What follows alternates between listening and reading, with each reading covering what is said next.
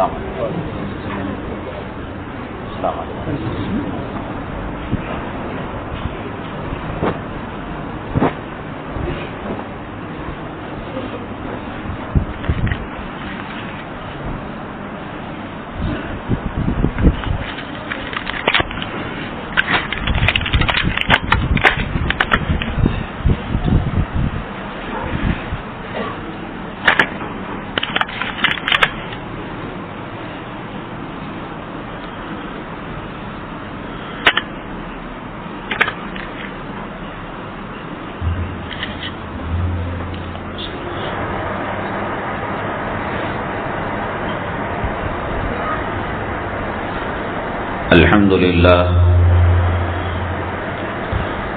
الحمد لله نحمده ونستعينه ونستغفره ونؤمن به ونتوكل عليه ونعوذ بالله من شرور أنفسنا ومن سيئات أعمالنا من يهده الله فلا مضل له ومن يضلله فلا هادي له ونشهد أن لا إله إلا الله وحده لا شريك له ونشهد أن سيدنا ومولانا محمدا عبده ورسوله صلى الله عليه وعلى آله وأصحابه وبارك وسلم تسليما كثيرا كثيرا.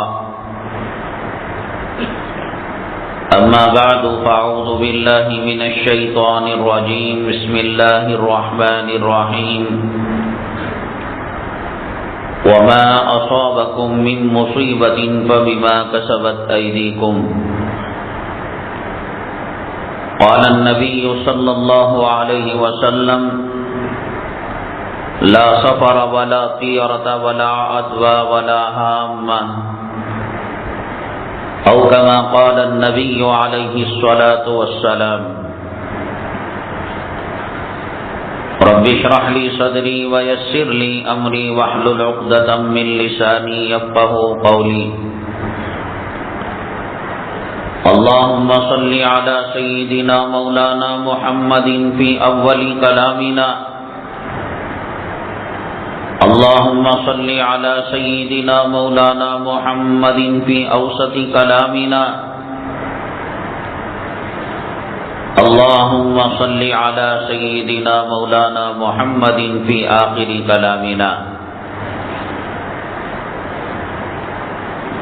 معزز سامعین کرام،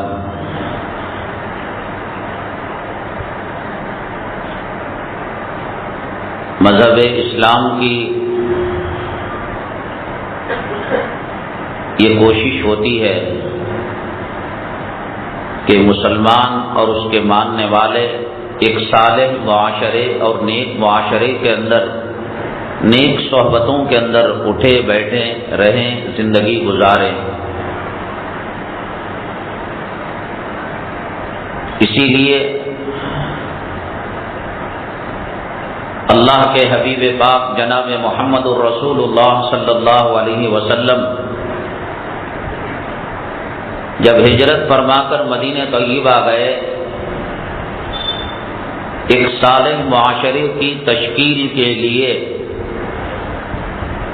اسلام، مسلمان جو دشمن عناصر ہیں ان کو وہاں سے کھدیرنے کی کوشش کی اور وہاں سے نکالنے کی کوشش کی. اس لیے کہ مخلوق جو معاشرہ ہوتا ہے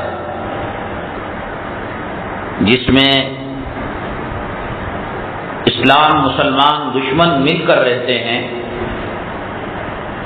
جانے انجانے میں، چاہتے نہ چاہتے ان کی کچھ چیزیں مسلم معاشرے میں غیر محسوس طریقے سے داخل ہو جاتی ہیں، اور اس کا پتہ مسلمانوں کو خواب میں بھی لگتا نہیں. جیسے ہندوستان کے اندر مختلف مذاہب کے ماننے والے مل جل کر رہتے ہیں، اور نتیجہ یہ ہے کہ آج مسلم سوسائٹی میں اور مسلم معاشرے میں دسیوں ایسی چیزیں داخل ہو چکی ہیں، دبے قدموں آ چکی ہیں، جس کا ایمان سے، اسلام سے، عقائد سے، قرآن اور حدیث سے کوئی تعلق نہیں۔ جیسے شادی بیاہ کے موقع پر دلہن کو جو لچھا ڈالا جاتا ہے، کالی کوٹ جو ڈالی جاتی ہے، یہ غیر دیندار لوگ تو درکنار، دیندار لوگ بلکہ بعض اہل علم کے گھرانوں میں بھی یہ رسم دبی قدموں آ چکی ہے، اور یہ سمجھا جاتا ہے کہ دلہن کے سہاگ کی نشانی کالی کوٹ ہے اور لچھا ہے۔ اس کا اسلام سے کوئی تعلق نہیں، قرآن اور حدیث میں کالی کوٹ کا، لچھے کا کوئی تذکرہ نہیں۔ مذہب اسلام شادی کو اتنا آسان کیا ہے کہ ایجاب، قبول، مہر باندھنا اور اس پر گواہ قائم کرنا، ہو گیا نکاح۔ نہ شامیانہ ہے، نہ شکرانہ ہے، نہ ہلدی ہے، نہ مرچی ہے، کوئی چیز اس میں رہے گی۔ یہ سب چیزیں زیادہ سے زیادہ اکبر کے زمانے سے جا کر ملتی ہیں، جس نے دین الہی قائم کرنے کے لیے، تمام طبقات کو خوش کرنے کے لیے اپنے محل کے اندر ہر طبقے اور ہر مکتب فکر اور ہر مذہب کی ایک عورت کو اس نے بیاہ کیا۔ تو عورتوں کے اندر نقالی، یہ عادت بہت خوب ہوتی ہے، بہت زیادہ ہوتی ہے۔ تو چنانچہ مارواڑی جو عورتیں ہیں وہ لچھا ڈالا کرتی ہیں، اس کو دیکھ کر ہندوؤں نے شروع کیا، پھر مسلم عورتوں نے، اور بادشاہ کے گھرانے کا دیکھا دیکھی ہندوستان کے عوام نے اس کو شروع کیا۔ کسی تاجر کے پاس کوئی مسجد کا مؤذن یا مدرسے کا سفیر چندے کے لیے پہنچتا ہے، اگر وہ علماء سے جڑا ہوا ہے، خانقاہوں سے جڑا ہوا ہے، اللہ والوں سے جڑا ہوا ہے، تو وہ اس بات کو سعادت سمجھتا ہے، نیک بختی سمجھتا ہے کہ اللہ نے میرے دکان اور میرے مکان میں فرشتہ بھیجا۔ 10 روپے کے بجائے 5 روپے، 5 روپے کے بجائے 2 روپے دے کر وہ یہ سمجھتا ہے کہ آج میرے کاروبار، میرے دکان و مکان کی شروعات صدقات خیرات سے ہوئی، اللہ کو راضی کرنے سے ہوئی، مدرسے اور مسجد کے امداد سے ہوئی۔ لیکن جو دنیا کا کتا ہوتا ہے، حریص ہوتا ہے، لالچی ہوتا ہے، اور دنیا کا وہ گدھ ہوتا ہے جن کی نگاہ مرے ہوئے مردار پر ہوتی ہے، تو وہ لینگویج استعمال کرتا ہے جو دولت کو، روپیوں کو، پیسوں کو دیوی کا نام لکشمی دیتے ہیں۔ لکشمی ایک دیوی کا نام ہے، اور یہی جو تجوریوں کے اندر رہتی ہے، بینک کے اندر رہتی ہے، اور 1000 اور 500 نوٹوں کی شکل میں رہتی ہے۔ تو یہ یوں کہے گا، کیا موزن صاحب اتنا سویرے آ گیا؟ سفیر صاحب آپ کو کام نہیں، ابھی کاروبار کی بھونی نہیں ہوئی۔ یہ جو بھونی ہے، یہ لفظ غیروں کی طرف سے مسلم معاشرے میں داخل ہو چکا ہے۔ شنکر بھوانی جو ان کو پوجا جاتا ہے اور بھگوان سمجھتے ہیں، اور وہ یہ سمجھتے ہیں کہ آپ جانتے ہیں کہ کافرین اور مشرکین ہر چیز کا الگ ایک دیوی اور دیوتا بنا رکھا تھا انہوں نے، بارش کے لیے، اولاد کے لیے، کھیتی باڑی کے لیے، شادی بیاہ کے لیے، لڑکیاں دینے کے لیے، لڑکے دینے کے لیے، کاروبار میں نفع پہنچانے کے لیے۔ تو یہ جو شنکر بھوانی ہے، یہ وہ تصور کرتے ہیں کہ وہ بھگوان ہے، وہ دیوتا ہے، تو کاروبار کے اندر خیر و برکت دیتا ہے۔ اب وہ غیر مسلم اس کی طرف منسوخ کر کر یہ کہیں کہ اس کی طرف سے کوئی شروعات نہیں، اور مسلمان اس لفظ کو استعمال کرے، تو ظاہر سی بات ہے کہ اس کا عقیدے سے اور اسلام سے کوئی تعلق نہیں ہے۔ ایک زمانہ تھا کہ گھروں کے اندر خیر و برکت کے لیے سورہ یاسین کو پڑھا جاتا تھا۔ حدیث پاک کے اندر بھی فرمایا گیا لا تجعلوا بیوتکم قبورا، کہ تم اپنے گھروں کو قبرستان اور مسان مت بناؤ۔ قبرستان میں نماز نہیں پڑھی جاتی، اس لیے کہ قبر کے آگے سجدہ ہوتا ہے بظاہر، اور لوگ یوں سمجھتے ہیں کہ صاحب قبر کا سجدہ ہو رہا ہے۔ اللہ کے نبی صلی اللہ علیہ وسلم نے فرمایا کہ مساجد صرف فرائض کے لیے، سنتیں گھر میں پڑھ کر آئیے اور نماز کے بعد کی سنتیں گھروں میں جا کر پڑھیے، خیر و برکتیں ہوں گی۔ اور اس کا دیکھا دیکھی بیوی نماز پڑھے گی، بچے نماز پڑھیں گے، تقوی کا ماحول ہوگا۔ لیکن آج وہ چیز نہیں رہی، اب واسطو دیکھا جاتا ہے، اور اس کے لیے غیر مسلم واستو کے جو ماہرین ہیں کہ بیڈ روم کہاں ہونا چاہیے، کچن کہاں ہونا چاہیے، بیت الخلاء کیسا ہونا چاہیے، کس رخ میں ہونا چاہیے، اور سونے کی جو بیڈ روم ہوتی ہے اس کے اندر کنواں نہیں ہونا چاہیے، سمپ نہیں ہونا چاہیے، رائٹ سائڈ یہ ہونا چاہیے، لیفٹ سائڈ وہ ہونا چاہیے۔ وہ جو ماحول تھا مسلمانوں کے گھرانوں میں تہجد کو اٹھنے کا، سورہ یاسین کی تلاوت کا، اور رات میں سورہ واقعہ پڑھنے کا، اور جمعہ میں درود شریف پڑھنے کا، سورہ کہف پڑھنے کا، اب یہ سب چیزیں چلی گئی مخلوط اور جوائنٹ کمبائنڈ معاشرے کی وجہ سے آج مسلمانوں کے دل و دماغ کے اندر یہ بات چھائی ہوئی ہے کہ بھئی واستو کا خیال کرو۔ مسلمان داڑھی والے نمازی اور دین سے جڑے ہوئے آج واستو کے ماہرین کو بلاتے ہیں۔ شریعت تو صرف بیت الخلاء کے بارے میں واستو بتاتی ہے کہ بیت الخلاء کا رخ انسان جب بیٹھے تو نہ تو قبلے کی طرف پیٹھ ہو نہ تو منہ ہو، بس ایک واستو یہ بتاتی ہے۔ اور دوسرا واستو یہ بتاتی ہے کہ آپ مساجد کے، مدارس کے اتنے قریب رہیں کہ کلام پاک کی تلاوت اگر کی جائے تو اس کی آواز گھروں تک آئے اور خیر و برکت آئے۔ اور ایک واستو بتاتی ہے کہ اذان کی آواز آئے تو آپ فجر کی نماز کے لیے جگ جائیں، ظہر کی اطلاع ہو۔ لیکن مخلوط معاشرے کی وجہ سے آج مسلمانوں کے دل و دماغ سے یہ بات نکل چکی ہے، اور بڑے افسوس کی بات یہ ہے کہ آج مسلمان اپنی بیٹیوں کی شادی کے لیے پنڈتوں کے پاس جا کر کنڈلی نکالتے ہیں، جنم کنڈلی نکالتے ہیں، کہتے ہیں کہ یہ میاں بیوی کا بندھن ہوگا نہیں ہوگا، اتحاد اتفاق ہوگا، اختلاف ہوگا۔ ایسی ہزاروں چیزیں آپ محرم کے مہینے کے اندر دیکھ لیں کہ شیعہ لوگ حضرت حسین رضی اللہ تعالیٰ عنہ کی شہادت پر اس وقت جو انہوں نے خوشیاں منائی تھی قاتلان حسین رضی اللہ تعالیٰ عنہ، اب وہ دوسرے نام سے، سبیل تقسیم کرنے کے نام سے، شربتیں پلانے کے نام سے آج مسلم معاشرے کے اندر وہ چیزیں آ چکی ہیں۔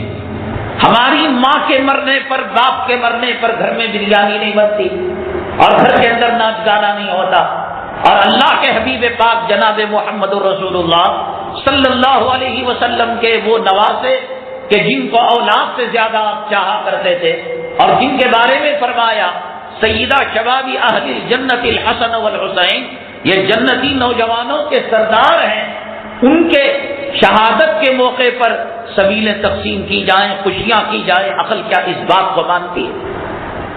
حضرت امیر معاویہ رضی اللہ تعالیٰ عنہ کی شہادت کے موقع پر ان کے قاتلوں نے گھروں کے اندر خوشیاں منائی تھی، اور اس کے لیے اس بات کا اہتمام کیا تھا کہ ویجیٹیرین پکانے سے، کدو پکانے سے باس باہر نہیں جاتی، خوشبو نہیں جاتی، ترئی پکانے سے، نوکل پکانے سے، بھاجی پکانے سے، سبزی پکانے سے، تو اس لیے ویجیٹیرین وہ اپنے گھروں میں پکایا کرتے تھے کہ اگر مچھلی پکے گی تو وہ 40 گھروں تک اس کی مہک چلی جائے گی، گوشت پکے گا اور کوکر کی سیٹی بجے گی تو سارے محلے کو پتا چل جائے گا، خوشی بھی منائی جائے، دل کے اندر، گھر کی چار دیواری کے اندر، لیکن لوگوں کو بھی اس خوشی کا پتہ نہ ہو کہ ورنہ لوگ لٹ لے کر دوڑیں گے کہ صحابی کی شہادت پر ظالمو تم خوشیاں مناتے ہو، تو اس لیے ویجیٹیرین کا استعمال کیا۔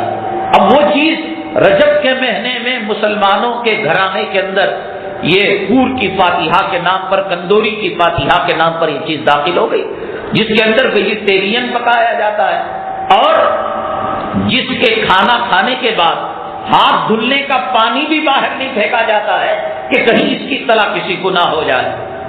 ایسی چیزیں اگر گنائی جائیں، جیسے کہ خطوط کے اندر پہلے، اب تو یہ SMS آ گیا، چاٹ آ گیا، ای میل آ گیا، انٹرنیٹ آ گیا، جب خطوط لکھے جاتے تھے تو القاب سے نوازا جاتا تھا، محترم، مکرم، مخدومی، مشفقی، عزیزم، فلاں فلاں، تو ہوتے ہوتے کچھ لوگوں نے کیا کیا کہ اس کے اندر ایک لفظ بڑھا دیا کہ قبلہ اور کعبہ، یہ بھی بڑھا دیا، اور یہ لفظ کا استعمال کرنا اللہ کے کعبے کے علاوہ کسی اور کے لیے جائز ہے۔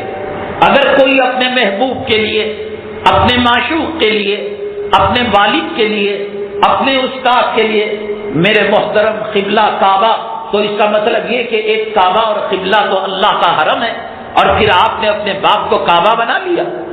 ایسی مثالیں دی جائیں تو ایک ڈکشنری بھر جاتی ہے جو غیر محسوس طریقے سے مسلم معاشرے کے اندر غیر اسلامی طریقے داخل ہو چکی ہیں، اور ان کا مسلمانوں کو عطا بھی نہیں ہے، پتہ بھی نہیں ہے، الا ماشاء اللہ۔ اسی لیے تو ہم زور دیتے ہیں کہ آپ علماء سے جڑے رہیں، دینی مجالس سے جڑے رہیں، اولیاء کرام سے جڑے رہیں، اور وہ تنظیمیں، وہ جماعتیں جس کی باغ ڈور جاہلوں کے ہاتھ میں ہے، آپ ان سے پرہیز کریں۔ اس لیے کہ ڈاکٹری کرنا ڈاکٹر کا کام ہے۔ میں یہ کہہ کر کہ میں ایک شہر کا مشہور خطیب ہوں، عالم ہوں، اور میں کلینک کھول کر بیٹھ جاؤں تو کیا آپ میرے پاس علاج کے لیے آئیں گے؟ مجھے ہوائی جہاز کی پائلٹ کی سیٹ پر بٹھا دیا جائے کہ آپ عالم صاحب ہونا اور بات ہے، امام صاحب ہونا اور بات ہے، مفتی ہونا اور بات ہے، پائلٹ ہونا اور بات ہے، حکیم ہونا اور بات ہے، لائر ہونا اور بات ہے، ڈاکٹر ہونا اور بات ہے۔ اللہ کے حبیب پاک جناب محمد رسول اللہ صلی اللہ علیہ وسلم نے ارشاد فرمایا، قیامت کی نشانیوں میں سے ایک نشانی یہ ہے، اتخذ الناس رؤوسا جہالا، کہ قیامت کے قریب اہل حق علماء کو درکنار کر دیا جائے گا، اور لوگ جاہلوں کو اپنا پیشوا بنا لیں گے۔ اس سے ہوشیار رہے گا۔ ابھی حال کے اندر ایک وہ صاحب جو گلوکار تھے اور گانا جن کا پیشہ تھا، توبہ کر کر ایک مذہبی تنظیم سے وہ وابستہ ہو گئے۔ انہوں نے یہ کہا، الیاذ باللہ ثم الیاذ باللہ، حضرت امی جان عائشہ صدیقہ رضی اللہ تعالیٰ عنہا، جس کی طہارت کی گواہی اللہ کا قرآن دیتا ہے، اور جس کا نکاح کا فیصلہ اللہ کے عرش سے ہوا، اور جب آپ پر تہمت اٹھی اور تمام زبانیں گنگ ہو گئی، رسول اللہ صلی اللہ علیہ وسلم کو تشفی دینے میں بہت سارے 100% شرح صدر کرنے میں جب کامیاب نہیں ہو سکے، عمر تو عمر ہے، لو کان بعدی نبی لکان عمر، اگر میرے بعد نبی ہوتے تو حضرت عمر فاروق نبی ہوتے۔ اللہ کے حبیب پاک جناب محمد رسول اللہ صلی اللہ علیہ وسلم کو ایسا دلاسا دیا، ایسی تسلی دی کہ آپ کو شرح صدر ہو گیا، آپ کو اطمینان ہو گیا۔ فرمایا، اے اللہ کے حبیب پاک صلی اللہ علیہ وسلم، سارے مدینہ طیبہ کے منافقین تہمت کی انگلیاں امی جان پر اٹھا رہی ہیں، مجھے یہ بتائیے کہ ازواج مطہرات کا نکاح میں حضرت عائشہ صدیقہ رضی اللہ تعالیٰ عنہ کا نکاح کس نے کیا اور کس نے کروایا؟ تو بتایا کہ جبرائیل امین آپ کی تصویر میرے اپنے ہاتھ کی ہتھیلی میں لے کر آئے تھے، اللہ نے یہ رشتہ باندھا تھا، اللہ نے یہ نکاح کروایا تھا۔ تو حضرت عمر بن خطاب رضی اللہ تعالیٰ عنہ نے فرمایا، اللہ کا سلیکشن غلط ہو سکتا ہے، اللہ کا انتخاب غلط ہو سکتا ہے۔ اللہ کے حبیب پاک صلی اللہ علیہ وسلم فرماتے ہیں، اے عمر، آپ کی بات سے جو تسلی ہوئی، مجھے اوروں کی باتوں سے اتنی تسلی، اللہ نے جب کرایا اللہ غلط چیز نہیں دے سکتا۔ حضرت امی جان عائشہ صدیقہ رضی اللہ تعالیٰ عنہ فرماتی ہیں کہ حضرت عمر بن خطاب رضی اللہ تعالیٰ عنہ کے اس جملے سے مجھے بھی اطمینان ہوا کہ اللہ کے حبیب پاک صلی اللہ علیہ وسلم کی چہرے کی مسکراہٹ اور خوشیاں واپس آ گئی۔ اور اس کے بعد آپ کے وفات کے بعد فرماتی ہیں کہ وفات سے پہلے جب آپ کے صاحبزادے حضرت عبداللہ ابن عمر رضی اللہ تعالیٰ عنہما جا کر جب جگہ پوچھا کہ صدیق کے بغل میں میں دفن ہونا چاہتا ہوں، آقا کے جوار میں میں اپنی خبر بنانا چاہتا ہوں، امی جان عائشہ صدیقہ رضی اللہ تعالیٰ عنہ نے کہا جگہ تو میں اپنے لیے رکھی تھی، لیکن عمر نے میری زندگی میں جب تہمتوں کا بازار گرم تھا اور ہر طرف سے انگلیاں اٹھ رہی تھی، مجھ پر احسان کیا تھا اور میری طرف سے وکالت کی تھی، میری عدالت کی، میری طہارت کی، میری عصمت کی، میری عفت اور پاک دامنی کی۔ حل جزاء الاحسان الا الاحسان، احسان کا بدلہ احسان ہی سے چکایا جاتا ہے، چنانچہ اس کا بدلہ یہی ہے میں ایثار سے کام لیتی ہوں، میری قبر جنت البقیع میں بنے گی، عام مسلمان قبرستان کے اندر بنے گی، اور میں اپنی جگہ حضرت عمر الخطاب کو دے دوں۔ یہ ہے معاملہ اور یہ ہے مسئلہ کہ مسلم معاشرے کے اندر، مسلم سماج کے اندر ہزاروں چیزیں غیر محسوس طریقے سے داخل ہو جاتی ہیں، تو چنانچہ اس نے امی جان عائشہ صدیقہ رضی اللہ تعالیٰ عنہ کے بارے میں نقل کفر، کفر نباشت ایسے جملے کہے کہ عورت تو عورت ہوتی ہے، عورت تو تیڑی پسلی سے بنتی ہے، عورت تو سدھرنے کا نام نہیں لیتی، اور الیاذ باللہ میں سینے پر چٹان رکھ کر یہ بات نقل کر رہا ہوں کہ امی جان عائشہ صدیقہ بھی رسول اللہ صلی اللہ علیہ وسلم کے حرم میں جا کر نہیں سدھری۔ اس جملے سے وہ انسان کافر ہو جاتا ہے، حالانکہ انہوں نے توبہ کر لی۔ میری دعا ہے اللہ ان کی توبہ کو قبول کرے، لیکن میں یہ کہتا ہوں کہ دین کا معاملہ دینداروں سے حاصل کیجیے۔ اللہ کے حبیب پاک جناب محمد رسول اللہ صلی اللہ علیہ وسلم نے ارشاد فرمایا فانظروا عمن تاخذون دینکم، مشکات شریف کتاب الاعتصام بالکتاب والسنہ، اس کے اندر یہ روایت منقول ہے کہ آپ جب حلوہ لیتے ہیں، حلوائی سے لیتے ہیں، کفن لیتے ہیں، کفن فروش سے لیتے ہیں، دوائی لیتے ہیں، میڈیکل شاپ لیتے ہیں، یہ دین اتنا سستا ہو گیا کہ ہر کس و ناقص اس کے اندر اپنی دین کی بات اڑانے لگتا ہے اور اپنے مسلک کی، اپنی تحریک کی، اپنی تنظیم کی باتوں کو توڑ مڑوڑ کر وہ جو ہے دین کو اس کے فلیکسیبل بنانے کی کوشش کیا کرتا ہے۔ پہچانے آپ کہ اہل حق علماء کون ہیں، نبی کے وارث کون ہیں اور نبی کے جانشین کون ہیں، اور سوائے اس کے اور کوئی طبقہ اس دنیا کے اندر محفوظ نہیں ہے، ورنہ اسلام مسلمانوں کی دشمنوں کی جو سازشیں ہیں وہ انٹرنیٹ کے ذریعے سے، وہ میڈیا کے ذریعے سے اور وہ مختلف سائنس اور ٹیکنالوجی کے ذریعے سے ہمارے گھروں کے اندر وہ داخل ہو چکی ہیں اور ہماری عقائد کی جڑوں کو کھوکھلا کر رہی ہیں۔ ان ظالموں کو پتہ ہے کہ انہوں نے چاند کو اپنے کنٹرول میں کر رکھا ہے، مریخ کو، عطارد کو، شمس کو، زحل کو، مشتری کو اور سمندر کی گہرائیوں کو انہوں نے اپنی مٹھی میں کر رکھا ہے، لیکن اس کے باوجود ایسی چیزیں انٹرنیٹ کے ذریعے سے اور پرنٹ میڈیا کے ذریعے سے مسلم معاشرے کے اندر ڈالتے ہیں کہ ان کا اللہ سے رشتہ کمزور ہو جائے اور رسول اللہ صلی اللہ علیہ وسلم سے اس کا رشتہ کمزور ہو جائے۔ مسلمانوں کا ایک بنیادی عقیدہ یہ ہے کہ نفع کا مالک اللہ ہے، نقصان کا مالک اللہ ہے، جان کا مالک اللہ ہے، موت کا مالک اللہ ہے، مرض کا مالک اللہ ہے اور شفا کا مالک اللہ ہے۔ لڑکیاں وہی دیتا ہے، لڑکے وہی دیتا ہے، امیر وہی کرتا ہے اور غنی وہی کرتا ہے۔ ایسا بنیادی مسلم عقیدہ لا الہ الا اللہ کا کلمہ پڑھنے والا مسلمان آج اس سماج کے اندر، اب دیکھیے آپ کو شادی محل سفر کے مہینے میں آپ کو مل جائے گا، 13 تیزی کی رسم آج مسلمانوں کے اندر ہے۔ آج یہ سمجھا جاتا ہے کہ یہ 13 دن نحوست کے دن ہیں، الیاذ باللہ رسول اللہ صلی اللہ علیہ وسلم ان دنوں کے اندر بیمار رہے اور پھر اس کے اندر نہ مکان بدلا جاتا ہے، نہ کرایہ پر لیا جاتا ہے، نہ کرائے پر دیا جاتا ہے، نہ گاڑی خریدی جاتی ہے، نہ گاڑی بیچی جاتی ہے، زمینوں کا کاروبار ٹھپ ہے، مکانوں کا کاروبار ٹھپ ہے، فائنانشیل بالکل ویک ہے معاملہ مسلمانوں کے یہاں۔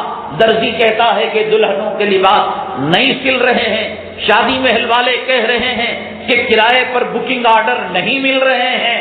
ارے 14ویں صدی کے اندر آ کر جب سائنس اور ٹیکنالوجی نے آسمان کو اپنے کنٹرول میں کر لیا، زمین کو اپنے کنٹرول میں کر لیا، تجھے سمجھ میں نہیں آتا کہ مہینے کچھ نہیں کر سکتے، ہفتے کچھ نہیں کر سکتے، دن کچھ نہیں کر سکتا، وقت کچھ نہیں کر سکتا، یہ سب غیروں کے پھیلائے ہوئے عقائد ہیں، ان کے پھیلائے ہوئے رسوم ہیں اور جاہلانہ عقائد ہیں کہ جس کا اسلام سے کوئی تعلق نہیں ہے اور مسلمانوں کا اس سے کوئی تعلق نہیں ہے۔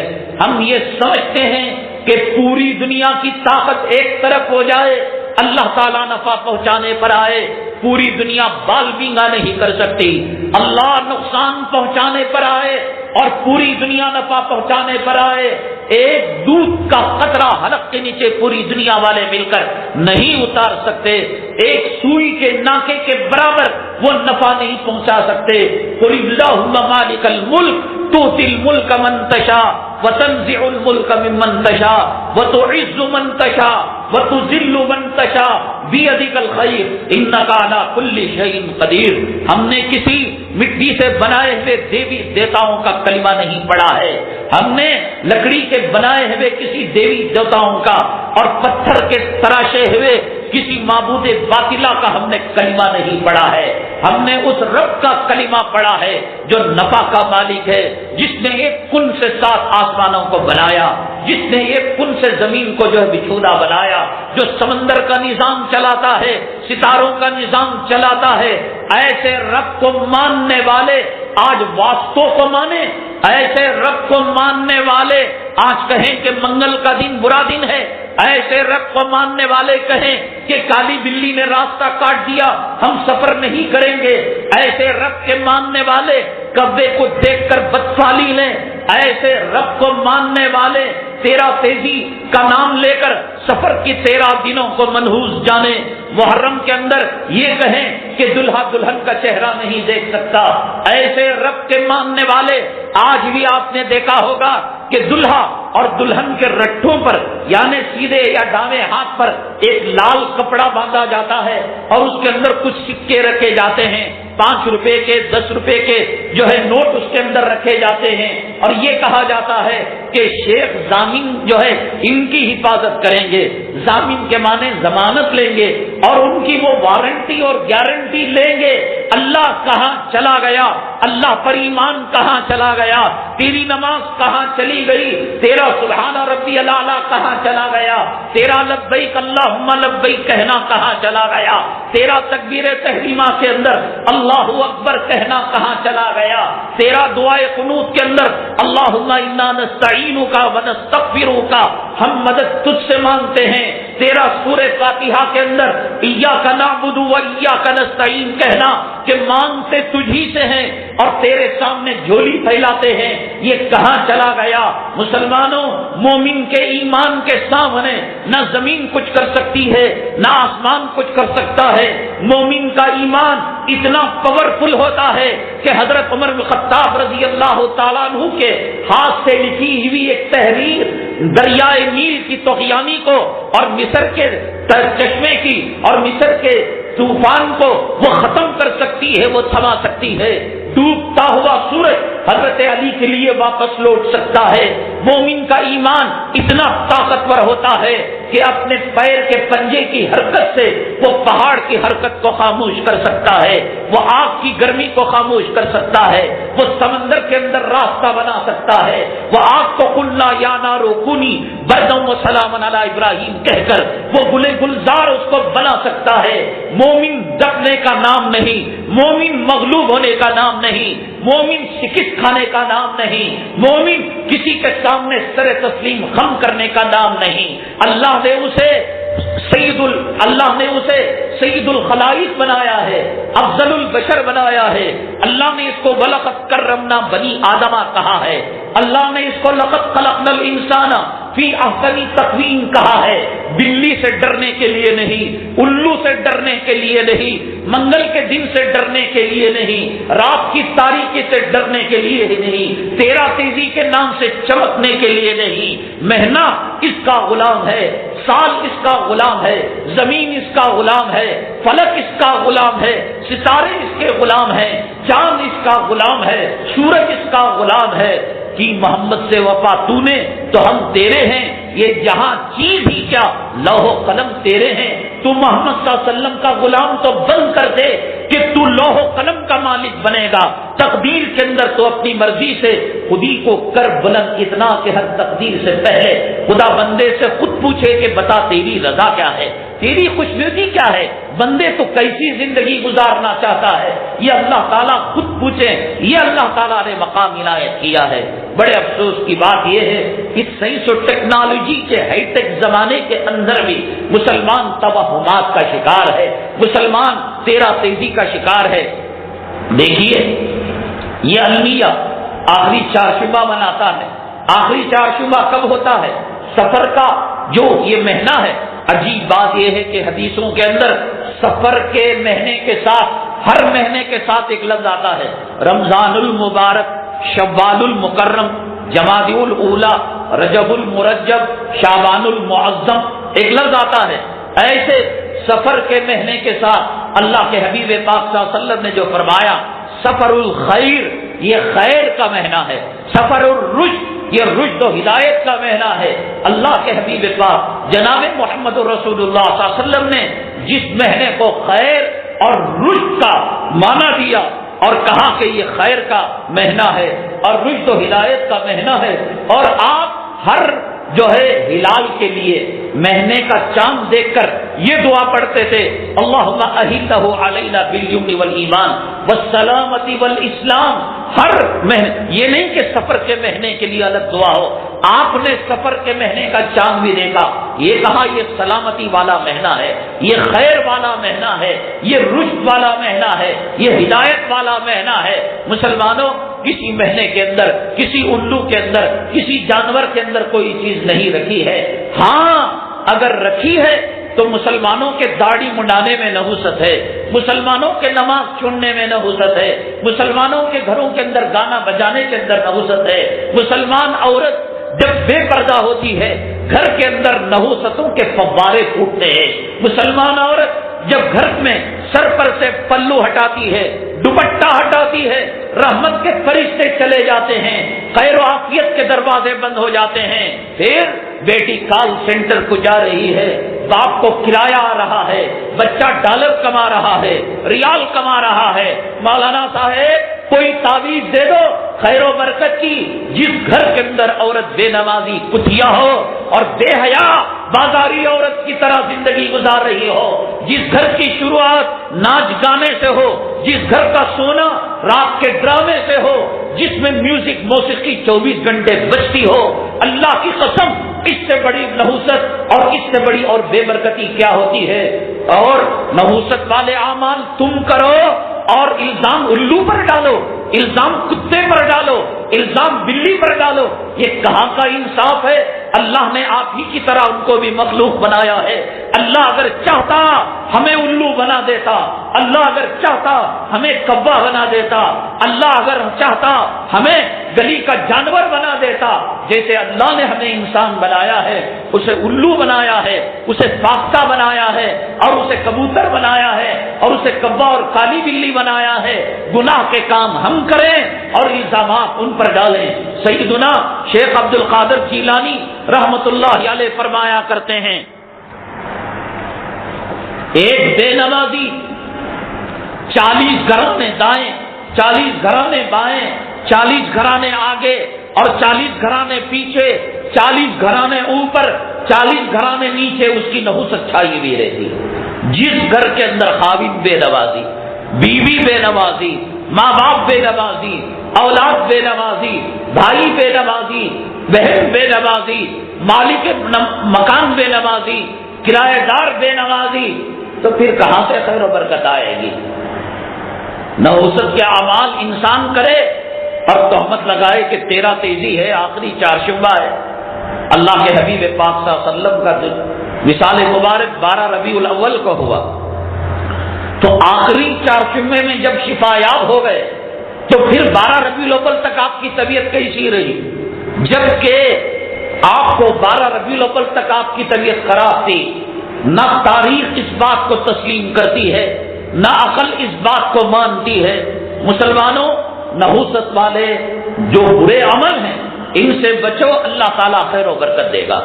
جمعہ کا دن خیر و برکت والا دن ہے۔ کس کے لیے؟ جو جمعہ کی تیاری کرے، کس کے لیے؟ جو سورہ کہف پڑھے، کس کے لیے؟ جو مسجد میں پہلے آنے کی کوشش کرے، کس کے لیے؟ جو درود پاک کی کثرت کرے، کس کے لیے؟ اپنے دکان اور اپنے معاملات، اپنے مشغولیات میں چھٹی رکھ کر زیادہ سے زیادہ عبادت کرنے کی فکر کرے۔ لیکن ایک آدمی جمعہ میں داڑھی منڈاتا ہے اور سلیمہ کی قطار کے اندر لگا رہتا ہے۔ جمعہ ایک ہے، لیکن جو سورہ کہف پڑھ کر مسجد میں پہلے آ کر اور فرشتوں کی رجسٹر میں پہلے نام لکھا رہا ہے، اس کا مقام اور ہے۔ اور جو سلیمہ کی قطار میں فرسٹ شو دیکھنے کے لیے جا رہا ہے، زانیوں کا اور حرامیوں کا، کتے خنزیر کھانے والوں کا ان کی فلم دیکھنے جا رہا ہے۔ جمعہ ایک ہے، وقت ایک ہے، اس کے لیے باعث برکت ہے، اور اس ظالم کے لیے، حرام خور کے لیے اور جہنمی کتے کے لیے منحوس ہے۔ آپ بتائیے کہ اس جمعہ کا کیا قصور ہے؟ کرنے کرانے والوں کا قصور ہے۔ مسلمانوں، یہ سب چیزیں بہت پہلے ختم ہو گئی تھی، پھر دوبارہ اسلام مسلمان دشمن مسلم سماج کے اندر، مسلم سوسائٹی کے اندر ان چیزوں کو داخل کر رہے ہیں۔ اب دیکھیے، ایک آدمی بیماری سے شفا پائے تو کیا کرے؟ صدقہ کرے، خیرات کرے، شکرانے کی نماز پڑھے، غریبوں کو کھانا کھلائے۔ آپ نے کبھی سنا کہ رسول اللہ صلی اللہ علیہ وسلم شفا پانے کے بعد کبن پارک کو گئے، لال باغ کو گئے، ہریالی کھدلنے گئے، اپنی ازواج مطہرات کو لے کر گئے، ٹیفن بنا کر، توشہ بنا کر اپنی صاحبزاد الیاذ باللہ ثم الیاذ باللہ؟ اس زمانے کے اندر بات سمجھ میں نہیں آتی کہ اس کا اسلام سے کیا تعلق ہے؟ کیا اسلام ایسی تعلیم دیتا ہے کہ بیماری سے شفا یابی کے بعد گھاس کھدلنے جایا جائے، پارکوں کے اندر جایا جائے اور بے پردہ عورتوں کو لے جایا جائے؟ آج بھی مسلمانوں کے اندر یہ رسم موجود ہے کہ وہ رات کو انڈا، تیل، چاول سرانے رکھ کر سوتے ہیں اور صبح میں آخری چارشبہ کہہ کر اس کو صدقہ کرتے ہیں، خیرات کرتے ہیں، اور یہ سمجھتے ہیں کہ یہ 13 دنوں کی جو نحوست ہے وہ چاول کے ذریعے سے چلی گئی، وہ انڈے کے ذریعے سے چلی گئی، اور یہ جو داڑھی منڈا کر نحوست چپکی ہوئی ہے، اور یہ جو ٹی وی لگا کر نحوست کا اینٹینا لگایا ہوا ہے، اور یہ بے پردہ بازاری عورت گھر میں رکھ کر اللہ کے حبیب پاک جناب محمد رسول اللہ صلی اللہ علیہ وسلم جس گھر کے اندر جانور کے گلے میں گھنگرو بندھا ہوا رہتا تھا، آپ ارشاد فرما کر اس گھنگرو کو اتارا کرتے تھے۔ اب سینہ گھما کر، مٹکے گھما کر، پیشاب پاخانے کی جگہ اچھال کر ننگا ناچ ناچا جا رہا ہو اور طوائف کا ناچ ہو رہا ہو، اس گھر کے اندر خیر و برکت داخل ہو سکتی ہے، اس گھر کے اندر کمائی کے اندر برکت ہو سکتی ہے۔ دنیا کا وہ کون سا پیر ہے، وہ دنیا کا کون سا مرشد ہے، وہ دنیا کا کون سا مجاور ہے، وہ دنیا کا کون سا عامل ہے، وہ دنیا کا کون سا ٹوٹکے کرنے والا ہے، وہ دنیا کا کون سا مرشد ہے اور یہ پلیتے دینے والا، تعویذ دینے والا ہے کہ اللہ اس گھر کی نیا ڈبانا چاہتے ہو، اس گھر سے بے نمازی پن کی وجہ سے نحوست لانا چاہتے ہو، ناچ گانے موسیقی کی وجہ سے اس گھر سے رحمتیں برکتیں کرنا چاہتے ہو، کوئی فرعون، کوئی شداد، کوئی حامان، کوئی نمرود، کوئی قارون اللہ کی قدرت کا مقابلہ کرے؟ ہے کوئی مے کنال، ایسی کوئی لیمبو، ایسا کوئی ناریل، ایسے کوئی بندش، ایسی کوئی تعویذ جو اللہ تعالیٰ کی طاقت کا مقابلہ کرے؟ مسلمانوں، حدیث پاک کے اندر آتا ہے، امام الانبیاء، خاتم الانبیاء، ساقی کوثر، شافی محشر، سید الاولین، سید الآخرین، 1.25 لاکھ پیغمبروں کی پیغمبری، 1.25 لاکھ نبیوں کی نبوت اس وقت تک مکمل نہیں ہوتی جب تک کہ اپنی نبوت کے اقرار کے ساتھ رسول اللہ صلی اللہ علیہ وسلم کی نبوت کا اعلان نہ کرے اور ان پر ایمان لے کر نہ آئے۔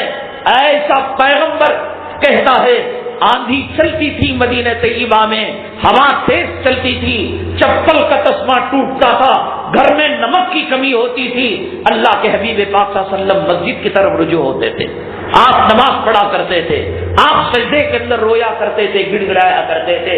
امام الانبیاء، خاتم الانبیاء مسجد کی طرف جائے، تم بندشوں کی طرف جاؤ، عاملوں کے پاس جاؤ، مجاوروں کے پاس جاؤ، پیروں کے پاس جاؤ، مرشدوں کے پاس جاؤ، میں بھی دیکھوں وہ کون سا پیر ہے، وہ کون سا مرشد ہے، وہ کون سا عامل ہے، ذرا لاؤ تو صحیح۔ یہاں بابری مسجد پر تالے لگے ہوئے ہیں، ذرا لاؤ تو صحیح۔ ایسا عامل، رام للہ کی مورتی منبر رسول پر رکھی ہوئی ہے، بیت اللہ اللہ کا گھر، اس عین جگہ پر الیاذ باللہ ٹوائلٹ بنانے کا منصوبہ ہے اور مندر کا ڈھانچہ تیار ہو چکا ہے۔ لاؤ ایسا عامل، ایسا ٹوٹکے کرنے والا، ایسا جادوگر، ایسا پیر، ایسا مرشد جو اس کی زبان پر تالا ڈال دے۔ آج مسلمانوں کو حرام کی اولاد کہا جا رہا ہے، آج مسلمانوں کو دہشت گرد کہا جا رہا ہے۔ لاؤ ایسا عامل، ہم ان کی زبان پر تالا جڑنا چاہتے ہیں، ہم ان کی زبان کو گنگ کرنا چاہتے ہیں، ہم ان کی زبان کی بندش کرنا چاہتے ہیں۔ مسلمانوں، یہ سب فالتو باتیں ہیں، یہ سب بیکار کی باتیں ہیں۔ رحمتیں نماز کے ذریعے سے آئیں گی، خیر و برکتیں سنتوں کے ذریعے سے آئیں گی۔ گھروں کے اندر تلاوت کا ماحول پیدا کرو، گھروں کے اندر نماز کا ماحول پیدا کرو، گھروں کے اندر پردے کا ماحول پیدا کرو، گھروں کے اندر موسیقی اور لعنت کے جو اسباب ہیں ان اسباب کو گھروں سے نکالو۔ کرو آپ اور دھرے بیچارہ کوا، بیچارہ کتا، بیچارہ کالی بلی، بیچارہ الو، اس نے کیا کیا ہے؟ قرآن تو کہتا ہے وَإِن مِّن شَيْءٍ إِلَّا يُسَبِّحُ بِحَمْدِهِ وَلَٰكِن لَّا تَفْقَهُونَ تَسْبِيحَهُمْ۔ انسان اور جنات کے علاوہ یہ تو اپنی مرضی سے تسبیح پڑھتے ہیں، لیکن اللہ کی ہر مخلوق، اس کے اندر کتا ہو، اس کے اندر الو ہو، اس کے اندر کالی بلی ہو، اس کے اندر درخت ہو، اس کے اندر زمین ہو، اس کے اندر آسمان ہو، اس کے اندر چاند ہو، اس کے اندر سورج ہو، وَإِن مِّن شَيْءٍ، ہر چیز الا یسبح بحمدہ، اللہ کی تسبیح پڑھتے ہیں۔ الو بھی اللہ کا نغمہ گاتا ہے، کالی بلی بھی اللہ کا نغمہ گاتا ہے، مینا اور کوا بھی اللہ کا نغمہ گاتا ہے۔ داڑیاں تم اڑو اور الزام کوے پر ڈالو، اور نماز تم چھوڑو اور الزام الو پر ڈالو، یہ کہاں کا انصاف ہے مسلمانوں؟ اللہ تعالیٰ نے ہمیں قرآن کی نعمت دی ہے، اللہ تبارک تعالیٰ نے صلح اولیاء کرام کا طبقہ ہر زمانے کے اندر رہتا ہے، اور اللہ کے حبیب پاک صلی اللہ علیہ وسلم نے فرمایا لا تزال طائفۃ من امتی منصورین علی الحق، ہر وقت امت پر ایک طبقہ رہتا ہے۔ یہ نہ کہو کہ اب علماء نہیں رہے، اب اولیاء نہیں رہے، اب صلحاء نہیں رہے، تو کیا قرآن نے جھوٹ کہا؟ کونوا مع الصادقین، یہ قرآن قیامت کی صبح قیامت تک کے لیے ہے کہ تم صادقین کے ساتھ رہو۔ اگر صادقین نئے ہیں تو پھر رہنے کا حکم کیوں؟ میں گھر میں دسترخوان نہیں بچھاؤں اور پھر کہوں کہ جناب کھانا تناول فرمائیے، یہ مذاق نہیں ہے۔ گھر میں بستر نہیں ہے، سونے کا انتظام نہیں ہے، جناب قیل اللہ کیجئے، آرام کیجئے، سوئیے، یہ کیسا ٹھٹا مذاق ہے؟ گھر کے اندر بیت الخلا نہیں ہے اور میں کہوں کہ آپ ضروریات سے فارغ ہو جائیے، آپ ٹوائلٹ کر لیجئے، آپ استنجا کر لیجئے، آپ پیشاب پاخانے سے فارغ ہو جائیے، تو جس طریقے سے یہ ٹھٹا ہے، الیاذ باللہ کیا قرآن مذاق کر رہا ہے کہ کونوا مع الصادقین؟ وہ کہتا ہے کہ صادقین کے ساتھ رہو، ان فتنوں سے بچنا ہے، ان آنے والے مسائل سے، حالات سے معمول اور محفوظ رہنا ہے، تو قرآن نے صرف ایک طریقہ بتایا کہ صادقین کے ساتھ رہو، ان کی صحبت اختیار کرو اور ان کی ہم نشینی اختیار کرو۔ لیکن جس طریقے سے میں نے کہا ہر فیلڈ کے اندر اصلی اور نقلی مال ہوا کرتا ہے، نبوت کی فیلڈ کے اندر مسلم کذاب نقلی نبی بن کر آیا تھا، ایک عورت نقلی نبی بن کر آئی تھی، نبی کے زمانے میں جھوٹی نبوت کا دعویٰ کیا گیا، خدا کا دعویٰ فرعون نے کیا انا ربکم الاعلی کہہ کر۔ تو اس طریقے سے علماء حقانی کو، علماء شیطانی کو فرق کرو، علماء حقانی، علماء ربانی اگر آپ سمجھ جاتے ہیں یہ، ان کی قدر کرو۔ یاد رکھو کہ دنیا، دولت، روپیہ، پیسہ، حکومت، سلطنت یہ بے شرم ہے، بے حیا ہے، یہ رنڈیوں کے گھر بھی چلی جاتی ہے، یہ فرعون کے گھر بھی چلی جاتی ہے، یہ شداد کے گھر کی مہمان بنتی ہے. دولت گئی نہیں گئی, حکومت گئی نہیں گئی, ان کے گھروں کے اندر حکومت تھی نہیں تھی, ان کے گھروں کے اندر سلطنت تھی نہیں تھی. دین غیرت مندی کا نام ہے, دین جرت مندی کا نام ہے, دین شرم کا نام ہے, دین حیا کا نام ہے. وہ ذرا سی بے توجہی کے ساتھ یہ نکل جاتا ہے, وہ دلوں کے اندر آتا نہیں. اس لیے علماء کی صحبت ملے اور دین کی نعمت ملے, نماز کی نعمت ملے, سنت کی نعمت ملے, ان کی قدردانی کرو. یہ بہت غیرت مند ہے, بہت غیرت مند مہمان ہے. ذرا سی بے رخی کرتے ہیں یہ گھروں سے رخصت ہو جاتا ہے, ذرا سی بے قدری کرتے ہیں یہ دلوں سے رخصت ہو جاتا ہے, یہ زندگیوں سے رخصت ہو جاتا ہے. اس لیے الحیاء شعبۃ من الایمان, حیا ایمان کا حصہ ہے.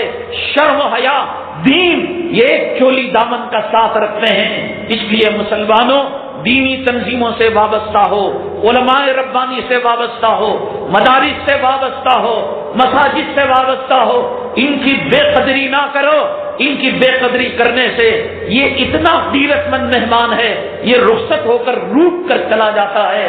علماء نے لکھا ہے کہ اگر کسی کو ہدایت نہیں ملی, مانگ رہا ہے, ہدایت مل سکتی ہے. ہدایت ملنے کے بعد اگر بے قدری کرتا ہے, چھین جاتی ہے دولت, دوبارہ آنے کی کوئی ضمانت نہیں ہے. اس لیے اللہ تعالیٰ کی ان نعمتوں کی, جہاں دولت نعمت ہے, روپیہ نعمت ہے, پیسہ نعمت ہے, صحت نعمت ہے, علماء حقانی اور علماء ربانی کی صحبت اللہ کی عظیم الشان اس گئے گزرے پرفتن زمانے کے اندر نعمت ہے.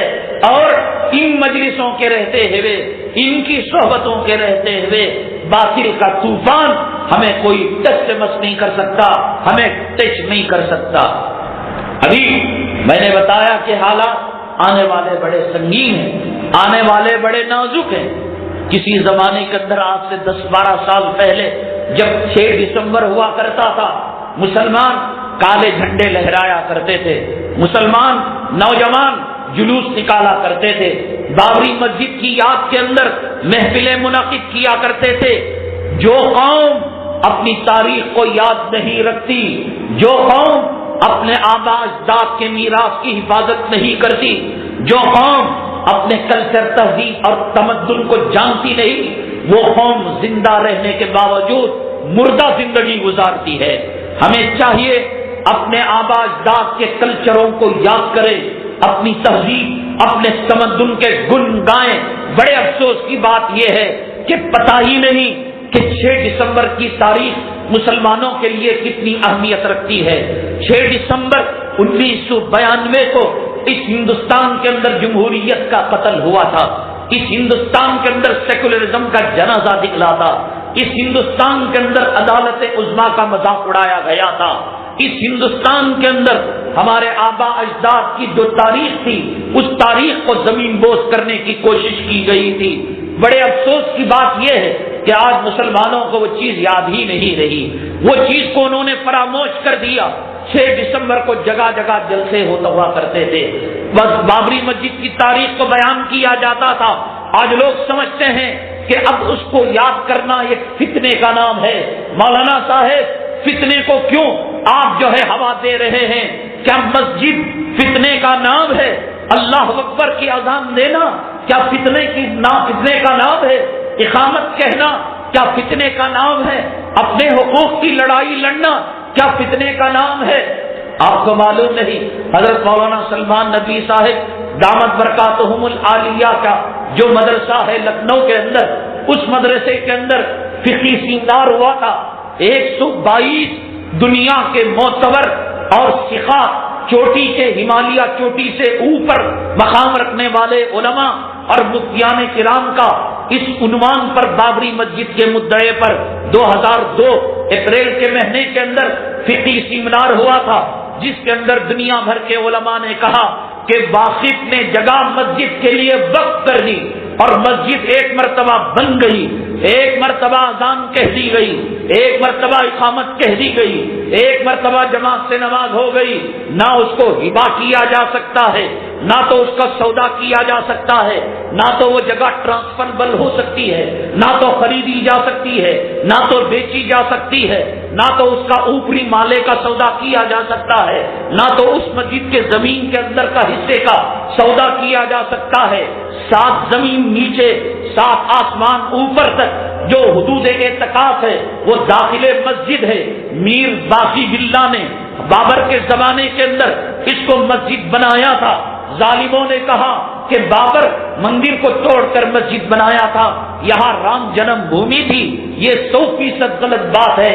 ہمارے مسلم حکمرانوں کے اندر مختلف مکتب فکر اور مختلف خیالات اور مختلف نظریات کے مسلم حکمران گزرے ہیں، جس کے اندر عالمگیر رحمت اللہ علیہ بڑے متقی، بڑے پرہیزگار، بڑے علم دوست، اولیاء شناس وہ حکمران گزرے ہیں۔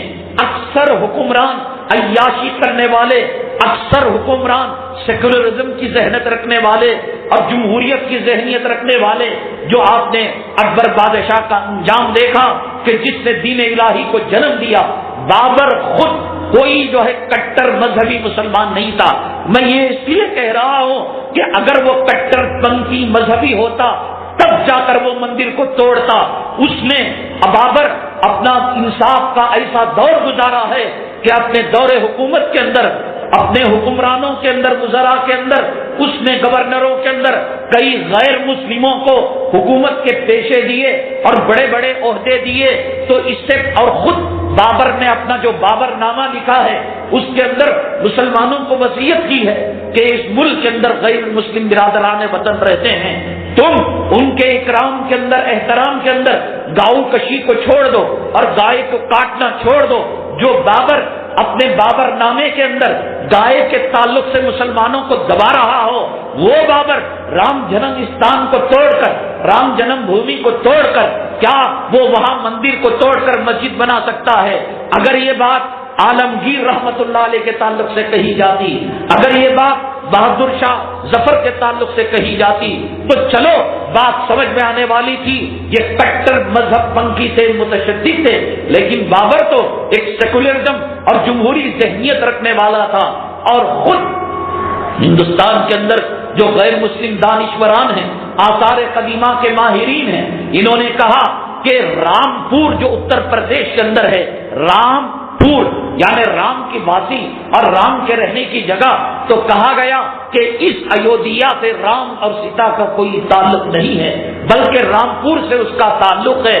اور پھر انہوں نے تاریخی شواہدات کے ساتھ 1902 سے جب یہ قضیہ چلا ہے، الحمدللہ اس ملک کے اکثر باشندان نے کہا کہ بابری مسجد اپنے قسط اول سے، پہلی اینٹ سے، پہلے فاؤنڈیشن سے یہاں مسجد ہے، بلکہ بہت زمانے کے بعد بابر نے خود غیر مسلموں کو یہ کہہ کر، یہ اکثر جو ہمارے مسلم حکمران تھے انہوں نے سیکولرزم کی شراب پی ہوئی تھی، جمہوریت کی شراب پی ہوئی تھی، غیر مسلموں کو خوش کرنے کے لیے، حکومت تو ان پر بھی کرنا تھا، تو ان کو خوش کرنے کے لیے بابری مسجد کے سامنے ایک رام چبوترا بنایا اور کہا کہ ہم نے مسلمانوں کے لیے میر باقی باللہ کے ذریعے سے مسجد بنائی ہے، تو تم اپنا چبوترا بنا لو اور تم یہاں اٹھک بیٹھک کرو اور رام کی پوجا کیا کرو۔